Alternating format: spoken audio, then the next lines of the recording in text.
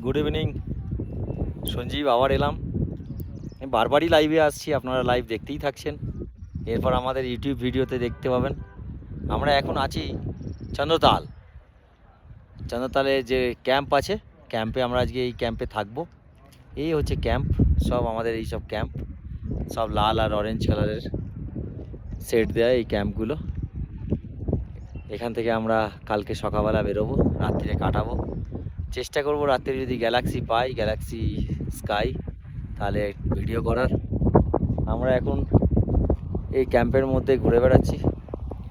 সবাই গেছে চন্দ্রতাল দেখতে, আমি আর যাইনি, কারণ আমি এর আগে অনেকবার গেছি চন্দ্রতাল, তাই আমি আর গেলাম না। এরপরে আবার কোনো এক সময় যদি আসি তখন আবার যাব। তো এখানে আমরা থাকবো রাত্রিবেলা, ভেজ খাওয়া দাওয়া। এখানে ক্যাম্পেই বুকিং আছে, MAP plan, breakfast and dinner. এখান থেকে কালকে সকাল 7:30টায় রওনা দেব, দিয়ে আমরা চলে যাব হচ্ছে মানালি, বাতাল হয়ে, গাম্পু হয়ে, কোকসার হয়ে।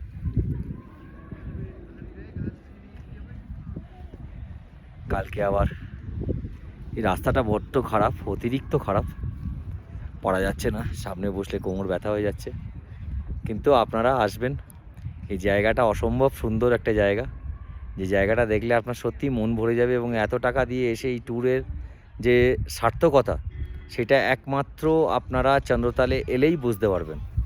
কারণ কাজার মনাস্ট্রি আপনি সারা ভারতবর্ষে অনেক জায়গায় পাবেন, ধর্মশালায় পাবেন, অনেক কিছুতেই পাবেন, কিন্তু চন্দ্রতালের যে ন্যাচারাল বিউটি, যে বিউটিফুল ল্যান্ডস্কেপ, যে স্নো পিক, এই পিক আপনি কোথাও পাবেন না, টোটাল স্মৃতি ট্যুরেই পাবেন না।